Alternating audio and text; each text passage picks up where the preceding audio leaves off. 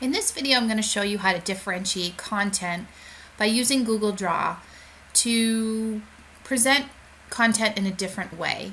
And this is going to be called a digital draw. And I'm going to start off by creating a new Google drawing.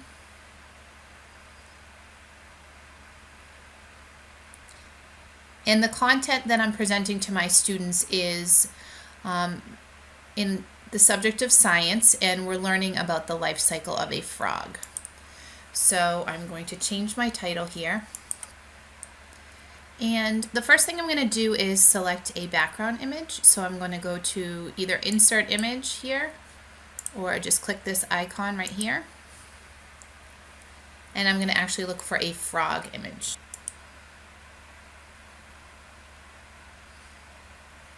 And I'm just going to spread out the image so that it covers the whole page as a background.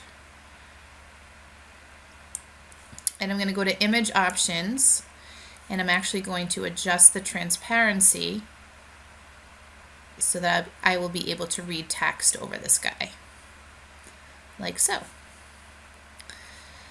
Next, I'm going to create a title for my digital drag.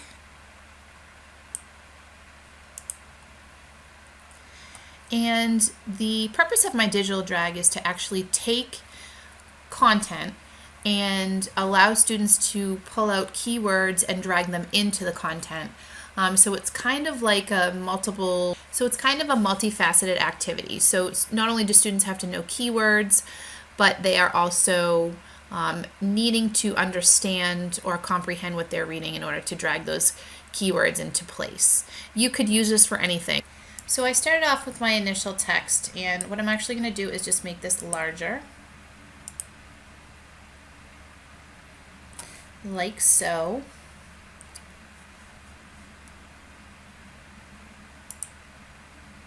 And I'm just going to play around with this spacing a little bit.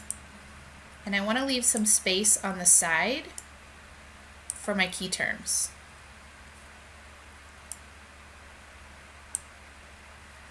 Okay. So there's my content. Now I'm going to work on my key terms.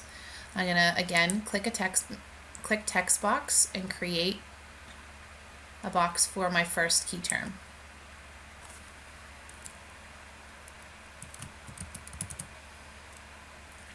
Okay, and I'm going to format this one, and then I'm just going to make copies of it and change the text. So I'm going to change my font, make it a little bit larger.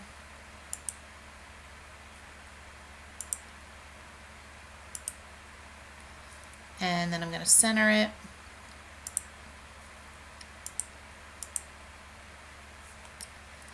And I'm going to change the background color. And I'm going to outline the text box.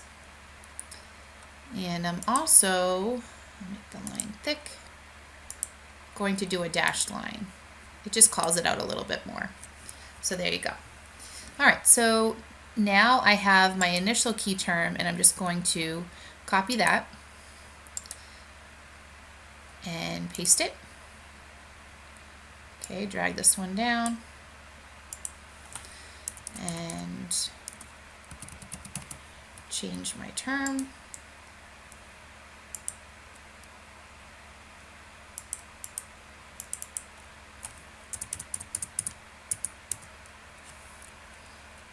So my digital drag is ready to go, and what I can do is just pull this up on a smartboard and do it with my entire class, or I can share it out with my students so they're able to do the digital drag just by clicking share. I can have students work in groups, or they can open it up in their own accounts and make a copy and then do the digital drag on their own. So the reason why it's called a digital drag is students are reading the content but then filling in the blanks by dragging, so the actual act of dragging the term over to fill in the blanks. So a frog's life starts in water. So I'm going to click here, and I'm going to drag my box over here. An adult frog lays eggs. click and drag, and so on and so forth.